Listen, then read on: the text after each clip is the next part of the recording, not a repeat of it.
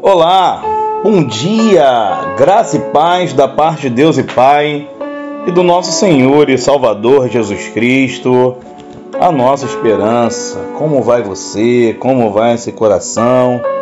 Espero que esse dia seja um dia diferente, seja um dia muito especial, um dia onde Deus libere porções do alto para poder transformar o seu coração, a sua vida, a sua família, o seu casamento.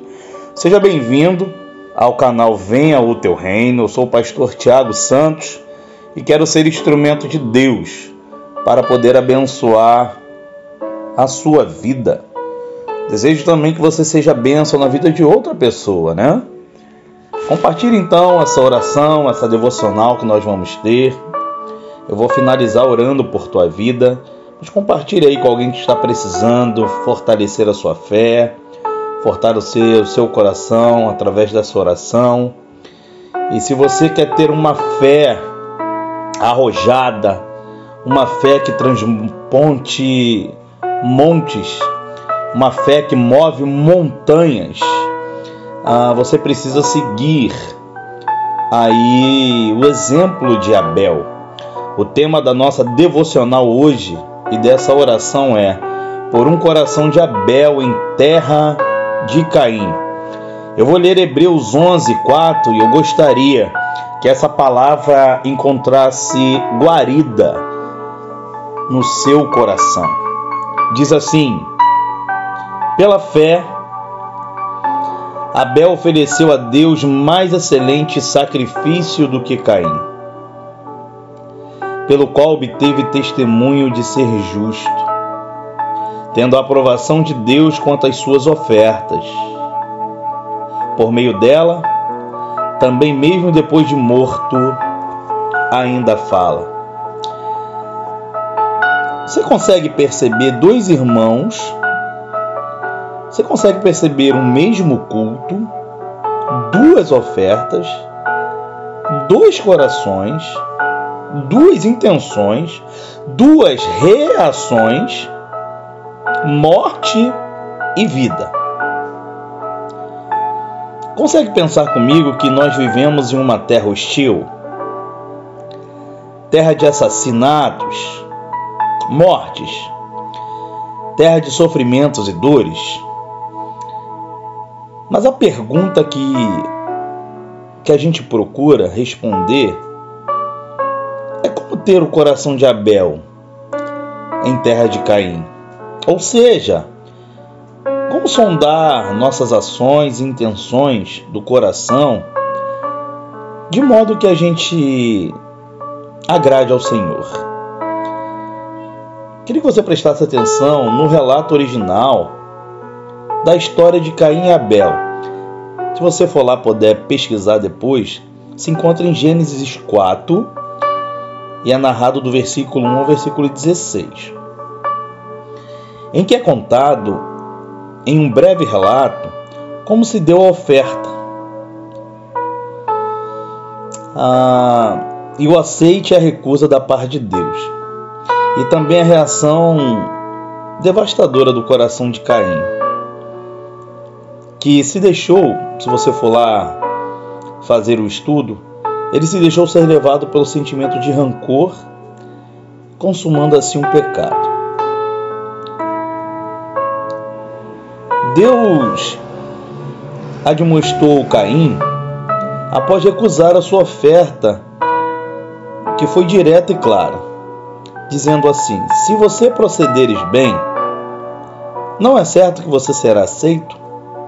Se todavia procederes mal, eis que o pecado jaz à sua porta e o seu desejo será contra ti, mas a ti, preste atenção, a ti cumpre dominá-lo. Esse versículo está lá em Gênesis 4:7. Queria que você prestasse atenção, destacando assim o poder e a sutileza com que o pecado trabalha na nossa vida. Era como se Deus estivesse dizendo: o pecado deseja tê-lo, Caim, mas Caim, você deve dominá-lo. Preste atenção se isso não é uma imagem. notável. É a imagem de um leopardo ou um tigre, um animal bem feroz, né? Um animal predador, agachando nas sombras, pronto para dar o bote e matar. O pecado não é brincadeira, é um predador e é mortal, buscando presença permanente e crescente em nossa vida. Ele não finaliza sua ação ao ser concretizado, pois não é simplesmente uma ação, mas uma força, um poder que busca entronizar-se em nosso coração para controlar a nossa vida. O segundo aspecto da potência do pecado é que ele de fato se esconde. A ideia do pecado agachado na porta diz que, de fato, ele se esconde de forma sutil. Isso significa que nossas falhas de caráter e pecados que mais irão nos arruinar são os que menos admitimos, não é mesmo? A gente costuma negar, começa a forjar, dar explicações e minimizar os seus efeitos. Independente das consequências que lhe acometam, quando alguém as menciona, a gente as justifica. Você pode estar pensando, todo mundo faz isso. Existem pessoas que fazem coisas até piores que as minhas. Preciso me permitir e até mesmo eu até mereço me satisfazer. Contudo, como já dizia o reformador Martinho Lutero, meu pior inimigo está dentro de mim, meu coração. Charles Spurgeon também, me lembro agora, vai dizer assim: se eu sair da terra e deixar o mundo e o diabo ir para a lua, ainda assim, eu mesmo seria o meu pior inimigo.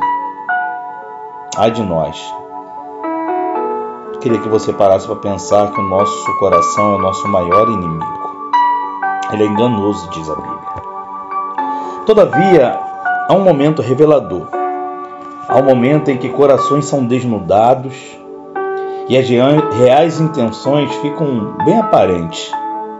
Isso acontece na hora de cultuar, onde tudo se revela. Observe que, para Caim, Deus não merece nada especial. Qualquer coisa serve. Isso é fruto de uma coleção de pensamentos que nos faz acreditar que somos merecedores de alguma coisa. A oferta de Caim é um meio ao culto que demonstra a ingratidão dele, mas também evidencia alguém que prioriza sua história em vez da história de Deus, sabia? Contrariando esse pensamento, Abel representa um coração grato, alguém que não vive calculando o quanto merece, mas nutre um desprendimento das coisas passageiras, experimentando a alegria e a liberdade vinda de Deus. Portanto, na hora de cultuar, tudo se revela, como se escreve o profeta Jeremias, lá no capítulo 17, do versículo 9 a 10, eu vou ler agora na Bíblia a mensagem. O coração humano é terrivelmente sombrio e enganoso, um enigma que ninguém consegue decifrar, mas eu, o Eterno, investigo o coração e examino a mente. Eu examino o coração humano, vou à raiz de tudo. Eu trato o homem como se ele é na realidade, não pela aparência. Você não vê a diferença entre Caim e Abel na superfície? Pois ambos são trabalhadores. Os dois vão para a igreja, por assim dizer. Ilustrando, né? Ambos estão tentando fazer a vontade de Deus, mas qual é a confiança fundamental de seus corações? Ambos, Caim e Abel, prestam culto e falam em nome de Deus. Mas um não tem fervor, não tem autocrítica, é desequilibrado emocionalmente, busca reconhecimento e, por isso, a única solução do ponto de vista dele, eu percebo que é eliminar aquele que entende ser o seu maior rival. Porém, mal sabia que o seu verdadeiro rival de sua vida era o seu próprio coração. E a pergunta, né? Você, nessa manhã, quer ser um Caim ou um Abel? Perceba, os que são como Caim odeiam os que são como Abel, mas também a recíproca não é verdadeira, tá? Aqueles que estão sempre se comparando estão sempre infelizes com o que receberam. Pare para pensar, em suma, pessoas assim estão sempre ansiosas. Por isso é tão importante buscar o coração de Abel mesmo em terra de Caim. Essa passagem bíblica, assim como tantas outras, demonstra claramente a graça e a misericórdia do nosso Senhor em suas próprias palavras a Caim. Então o Senhor disse a Caim: onde está o seu irmão Abel? O Senhor disse: o que você fez? Ouço. O sangue de seu irmão clama por mim no chão. Eu estou lendo agora Gênesis 4, 9 e 10. Percebam, aqui temos um prenúncio do plano de Deus para o pecador, quando, através das perguntas, acessa o coração de Caim. Mas, atenção, quando Deus faz perguntas, não está atrás de informações, pois Ele é onisciente, mas objetiva nos fazer compreender o nosso próprio coração. O que é surpreendente é que Deus poderia condenar Caim, mas escolhe vir em seu socorro. No entanto, Deus não pode ignorar um fato: o sangue do seu irmão ainda clama. O que isso significa? Deus é um Deus de justiça, e significa que quando a injustiça é cometida, ela clama a Deus, por assim dizer. Há um clamor. Ele é um Deus justo, a gente não pode se esquecer disso. Injustiças choram por Ele o tempo todo. Sangue inocente derramado sempre clama a Ele para retificação, por justiça de Deus, justiça divina. E Ele não pode negar isso, sabe? Não pode simplesmente ignorar esse pedido.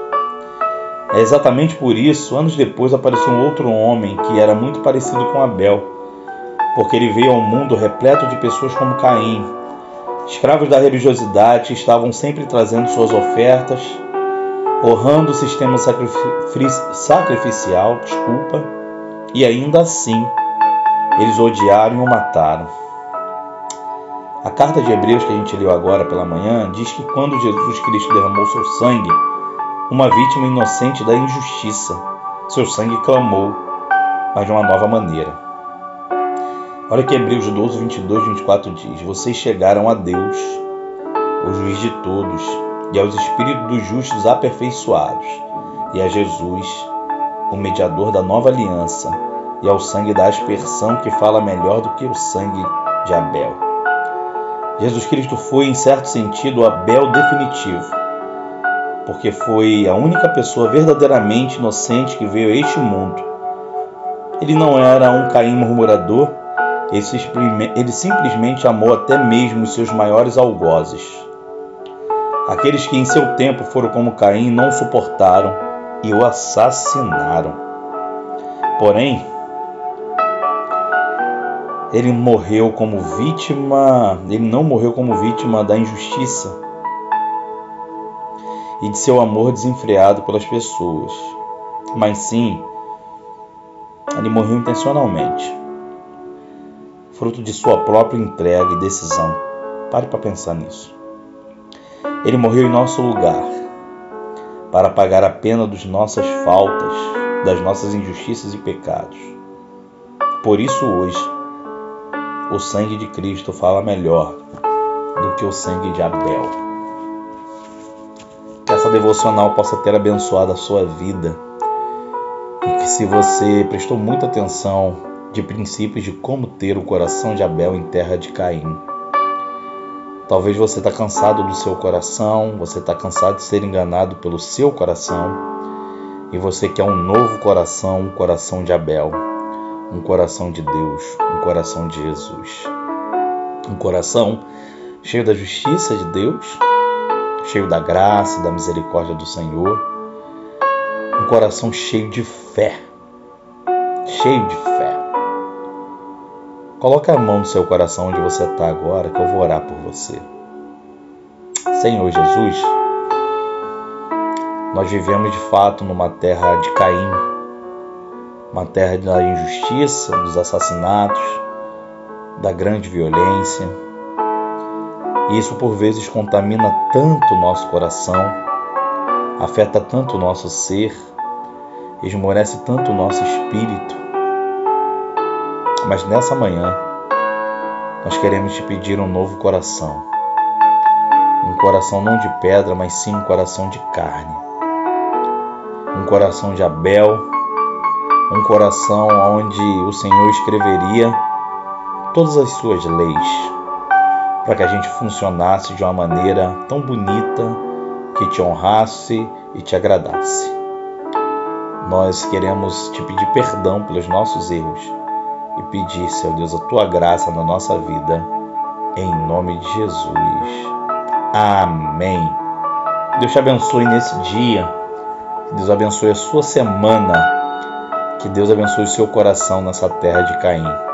Se inscreva no nosso canal, ative as nossas notificações, compartilhe esse vídeo. E posso me esquecer, quer aprender a ler a Bíblia e interpretá-la de uma maneira extraordinária? Tem um link aí na descrição, tenho certeza que vai mudar a sua forma de compreender a palavra de Deus. E que Ele te abençoe em nome de Jesus.